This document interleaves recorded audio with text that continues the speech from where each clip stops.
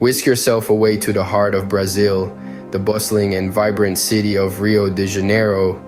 Home to over 6 million people, this city is teeming with culture, mystery, and a dash of the peculiar. Fact 1. Did you know that Rio's iconic Christ the Redeemer statue is one of the new 7 wonders of the world?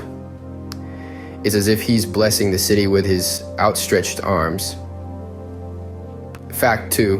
Rio's carnival is the biggest in the world, a riotous explosion of music, dance, and dazzling costumes. It's a celebration like no other. Fact 3. Rio is home to the largest urban forest, Tijuca Forest, right in the middle of the city. Talk about a concrete jungle, but it's not all samba and sunshine. Let's delve into the weird and wonderful. Weird Fact 1. Rio's beaches have their own postcodes. Yes, even the sandy shores get mail. Weird Fact 2. Believe it or not, the world's only royal palace in the Americas is in Rio. It's a royal twist in the tale of this vibrant city. Weird Fact 3. The São Clemente Street in Rio changes its name every year during Carnival.